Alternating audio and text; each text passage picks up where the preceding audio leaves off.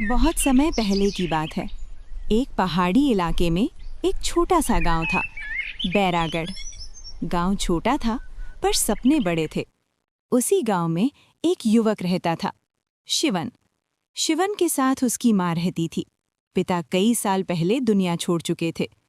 सुबह सुबह माँ ने आवाज लगाई, शिवन, उठ जा बेटा, सूरज चढ़ाया है। अंदर से धीमी आवाज आई। माँ, आज खेत नहीं जाऊंगा। माँ चौंकी। तो क्या करेगा? शिवन उठा, आंखों में अजीब चमक थी।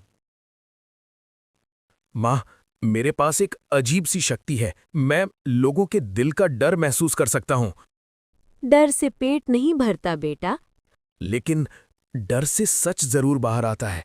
अगर खेत नहीं जाएगा तो घर छोड़ दे।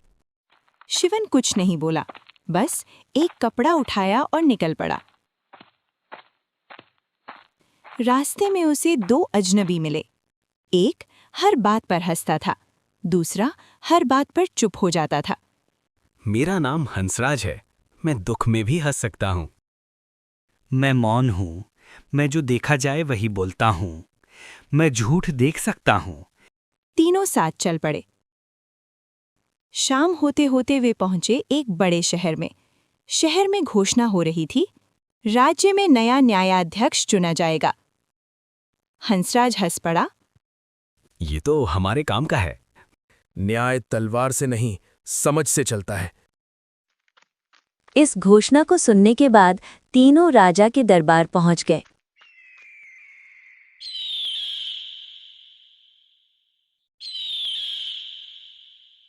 कुछ देर बाद राजा ने पूछा, तुम्हारी योग्यता? हंसराज बोला। मैं दुख में भी लोगों को हंसा सकता हूँ। मौन बोला। मैं मौन हूँ। मैं जो देखा जाए वही बोलता हूँ। मैं झूठ देख सकता हूँ। और शिवन बोला। मैं डर की वजह सुन सकता हूँ। दरबार में सन्नाटा छा गया। राजा बोला, ठीक है, कल परीक्षा होगी। तुम यहीं रुक जाओ। रात को शिवन ने महल की दीवारों से फुसफुसाहट सुनी। अगर सच बोला तो सिर कटेगा। शिवन समझ गया, राज्य के अंदर कुछ बहुत गलत है और कहानी यहीं से मुड़ने वाली थी। अगली सुबह दरबार में भारी भीड़ थी। हर कोई जानना चाहता था कौन बनेगा नया न्यायाध्यक्ष। राजा अपने सिंहासन पर बैठे थे। चेहरे पर कठोरता थी, लेकिन आंखों में अजीब बेचैनी। राजा बोले, आज तुम तीनों की असली परीक्षा होगी। दरबार के बीच एक कैदी लाया गया। उसके हाथ कांप रहे थे, आंखें जमीन पर थीं। ये व्यक्ति राज्य के खजाने की चोरी के आरोप में पकड़ा गया है। अगर दोषी है, मृत्यु दंड। अगर निर्दोष है, मुक्ति। राजा ने तीनों की ओर देखा। बताओ, सच क्या है? पहले हंसराज आगे बढ़ा। वो कैदी के पास गया, अचानक जोर से हंसा। डर क्यों रहा है भाई? कैदी की हंसी नकली थी। हंसराज बोला, ये आदमी डरा हुआ है, पर डर चोर का नहीं, डर किसी और का है। दरबार में फुसफुसाहट हुई। अब मौन आगे आया।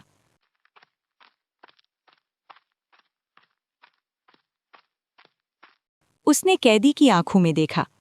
लंबी चुप्पी। फिर बोला, ये आदमी सच बोलना चाहता है, लेकिन उसकी जीभ पर किसी और की मोहर है। राजा ने भौहें चढ़ाईं। और तुम, शिवन? शिवन धीरे धीरे कैदी के पास गया। उसने आंखें बंद करीं। मुझे इस आदमी का डर नहीं सुनाई दे रहा। मुझे पीछे बैठे किसी का डर सुनाई दे रहा है। पूरा दरबार सन्न। शिवन ने उंगली उठाई। वहां खंबे के पास। एक दरबारी पीछे हट गया। आगे आओ। दरबारी कांपने लगा। शिवन बोला, चोरी इस आदमी ने नहीं की, इसे मोहरा बनाया गया। असली चोर वो है जिसे पकड़े जाने का डर है। राजा का स्वर कठोर हो गया। कैदी को छोड़ दो और उस दरबारी को काल कोठरी में डाल दो। महाराज, मैं निर्दोष था। दरबार में पहली बार सच जीता। रात को तीनों को महल में ठहराया गया। शिवन, राजा का चेहरा देखा? मुस्कान में भी डर था। अरे मेरे को तो लगता है ये दरबार ऊपर से शांत है, अंदर से जहरीला। तभी एक सिपाही आया।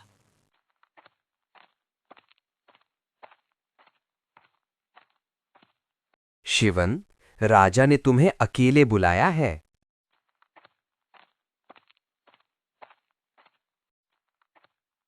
महल के अंदर राजा बोले, तुम जो सुनते हो वो शक्ति नहीं, श्राप है। अगर तुम सच तक पहुंच गए तो लौट नहीं पाओगे। शिवन ने सिर झुकाया। महाराज, डर सुनाई दे तो रास्ता भी दिखता है। राजा चुप हो गए। बाहर अंधेरा घना था और किसी ने दीवार के पीछे फुसफुसाया, इसे जिंदा मत छोड़ना। उस रात महल असामान्य रूप से शांत था। ना तो पहरेदारों की आवाज, ना ही गलियारों में गूंजती चहल पहल। शिवन अपने कक्ष में बैठा आंखें बंद किए कुछ सुनने की कोशिश कर रहा था।